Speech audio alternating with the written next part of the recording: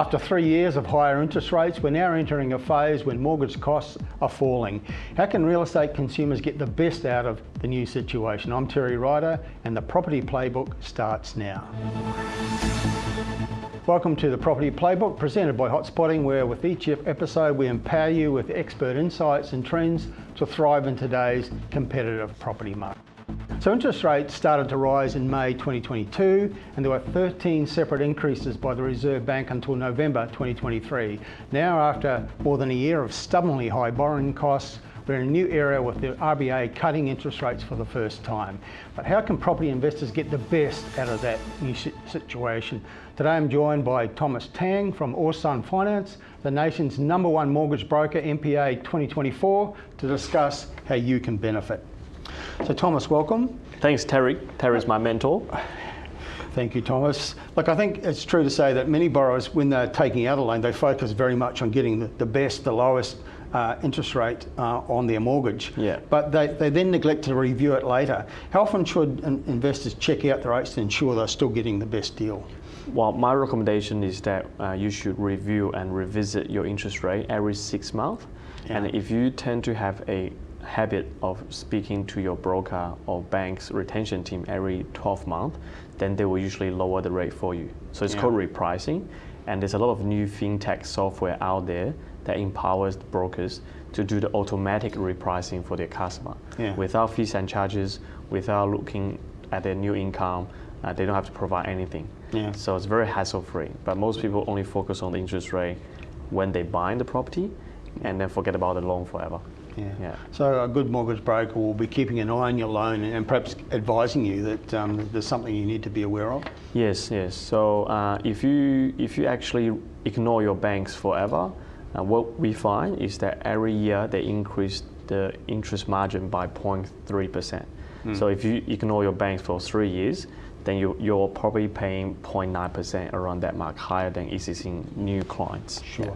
So that speaks to my next question, really, because major banks typically offer the best rates to new customers rather than long-term borrowers. And some borrowers, rather foolishly, I think, are loyal to their bank, and I think they call it a loyalty tax, because the best deals are often to the new customers. So if you don't review your loan and years go by, just how much can your interest rate increase compared to what you could be getting if you're getting the best rate? Yeah, so a good thing about the bank industry now is also they cut out a lot of cashback offer, which make less incentive for people to refinance every year or two.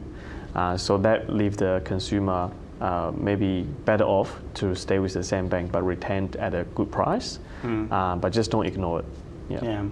Okay, so if you let your loan go for a year, you could typically be paying 0.3% more than $1 million loan, every year you're paying $3,000 more if you don't review it.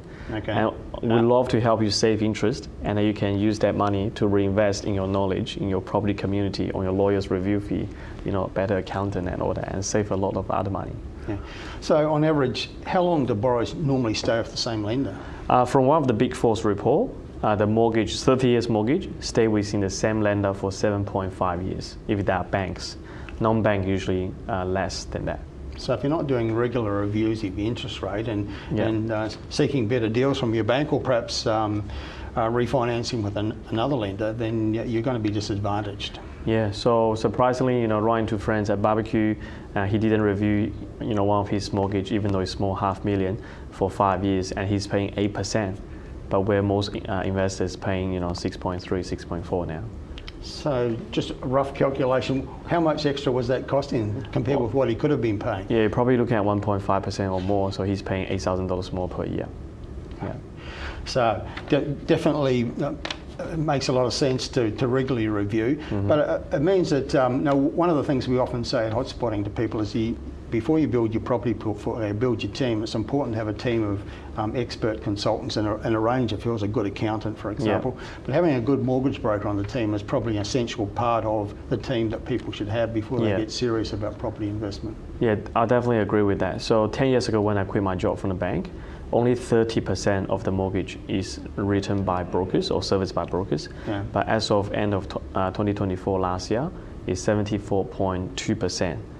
by mortgage broker. So it's changing the whole landscape of the market. Yeah. But unfortunately, mortgage broker is a very lower level of entry, only certificate for 2 days or 2 months you can get a certificate without any industry background. So there are a lot of cowboy players out there.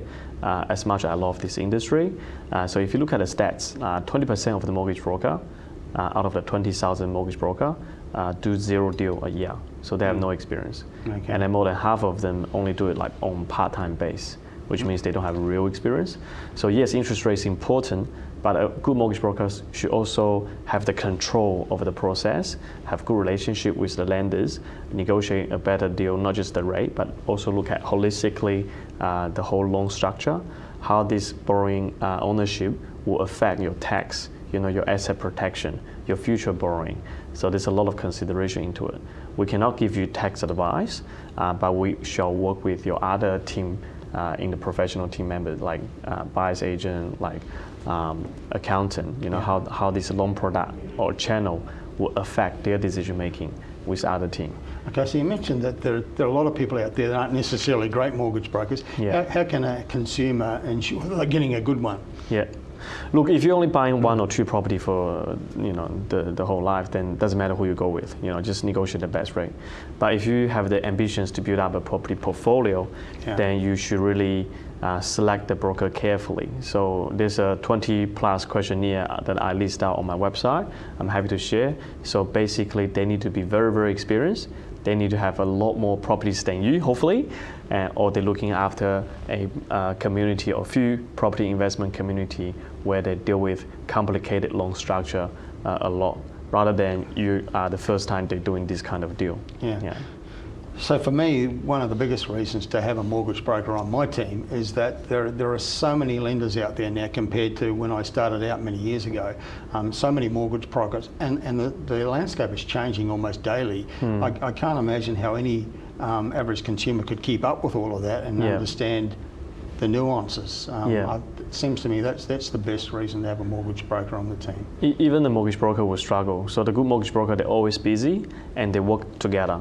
So we work with a lot of other good mortgage broker in other company. We exchange our ideas, we exchange the information to give the clients a better deal. Yeah, we've just actually had an interest rate reduction, the first one I think in 5 years.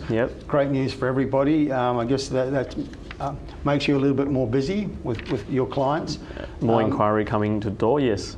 One of the things that really surprised me with this interest rate reduction this week was that there was very rapid reaction from the major banks. I was notified by my lenders the same day that my interest rate was about to drop. Now, I haven't seen that before, that rapid response. Lenders are usually pretty quick to put up interest rates, but very slow to bring them down. Why are they reacting so strongly and quickly this time, do you think? I think a lot of banks are struggling to give out the money. They have a lot of money in hands, and they also worry about clients' retention. Even though they stopped, most of banks stop cashback rebate for refinancing. So that's also another reason they try to keep their clients happy, not to leave. So very often that we help the clients to do a refinance because the previous bank not looking after them, and then we got a loan approved, sending the discharge form. So this time is serious, we're leaving, and then the other bank can come back and say, hey, we now give you $2,000 cash back if you stay with us. We're going to match the rate. So the banks are trying to, if they're not looking after their banks, if the banks are not looking after their customer, and I believe the broker's doing a good job, that they make the banks fair, and then they start to investing more money in looking after their existing clients. Yeah. So what should the average lender, borrower rather, consumer do if they feel they're not getting the best deal from their current lender? Should they go to them first through their mortgage broker and say, I want you to give me a better deal? Yeah. Is that the first step? And then if they don't get a better interest rate, then refinance perhaps? If you have a good lending manager as well, they should be able to give you a good retention rate, but a good lending manager also very busy. They have a big portfolio to look after, and that doesn't tie with their KPI. So that's why they have less incentive, and also there's a pricing team above them, so they can do less. They can only do so much. But if you have a good mortgage broker, they can compare for you. So how do you know your rate is good or bad? The clients will always feel their rate is not good, even their rate maybe below average. So you have some benchmark, you have some evidence, so that help your negotiation. So if your broker can do the negotiation for you with the retention team, you may save time and save money as well. Okay. So can you see a mortgage broker as kind of a free advisor if you're looking? I also sell that benefit. If I'm not a mortgage broker myself, I will use a good mortgage broker, because think about this, they have a lot of data, they have a lot of economics behind them if they do attend those training organized by the bank. Because look at Big Four and a lot of other banks, they publicly list the company. You're not paying a fee up front for most of the application. You're paying interest, and then the broker get a trial. So the broker should provide you ongoing advice, and the broker should attend the bank's training ongoing to keep update with the market. And the bank's report on the valuation report for each property, their opinion on what commercial property or what state or what if Sabah to get into. So that risk judgment is a hint for the property investor of where to invest next. Like for example, during COVID, warehouse is very hot. The medical industry is very hot. Queensland is very hot. WA is very hot. So the banks also have that data as well. So use a buyer's agent and also use your knowledgeable broker will give you a lot of evidence to make the sound investment judgment. Okay. So you mentioned buyer's agent. They cost a reasonable fee. Well, how much does a mortgage broker cost the typical consumer? So for a vanilla deal, we call vanilla deal a very simple deal. We actually charge clients nothing, or we may charge them a small commitment fee, $600 to $1,000 deposit, but it can be refundable. But if they want more service and more advice, we actually quote them for our service. But for commercial loan, you're paying anywhere between 0.25 to 1%, so a few $1,000s to start with.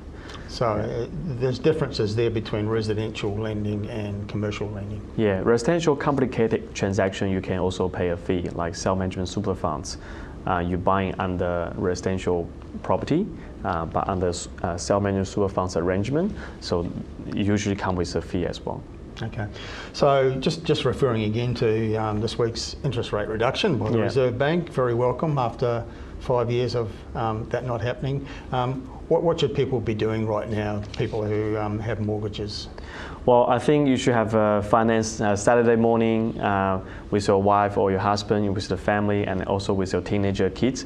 Pull out all your bill, all your mortgage, credit card, energy bills, and then start to review and call each of the competitors or brokers, and then start collecting the facts, and then see where you can move and how much you can save, and then play that as a game. And then you reward your teenager kids if you help the family to save $1,000, and you can split half with the kids. And do the exercise every 6 to 12 months. So make it a family exercise. Make it a family exercise. Talk about money on the dinner table, lunch table. But it does sound like a lot of work. Obviously, you want to also call your mortgage broker and bring them in, and they can tell you whether what you're receiving from your current lender is what you should be getting. Yeah. And I love to help my clients save money. Every dollar count. Okay. Yeah. So could we just go back to some of those figures you gave us previously? I think it was in the past only about 30% of our loans were from mortgage brokers, but now it's, what is it, 70%? 74%. It's actually climbing up. It's getting more and more. You probably see this very clearly. A lot of bank branches being closed down, especially in the suburbs. You probably only see a few in the CBD or big shopping center, and the clients don't have enough good experience with going to branch or bank direct. And I think we should really open more branches for service, because now my clients complain they go to a branch without appointment, they can't see anyone, they can't speak to anyone. Yes, the banks as publicly listed company are trying to cut cost. They reduce the fixed cost, they outsource, they make it IT, make it automated. But people, when they're dealing with most of their family, this is their largest debts and largest asset. They still want to speak to a real human to assist them with make a decision. So one of the bank, ANZ, is very smart. We encourage that. They open a branch, not for KPI, not to sell any saving account, any credit card, in Cheston Shopping Center, just to do service. You come in, we teach you how to use internet banking, we fix everything up for you, rather than you should go away, you should go home, you should speak to your broker, you should make an appointment, you should just do the phone call and kick them out and kick the ball. Okay, Thomas Tang from Awesome Finance, thank you for your time today. Thanks, Terry. That's the play for today. This is Ticker, and we'll be right back. You're watching Ticker. We'll have more in just a few minutes.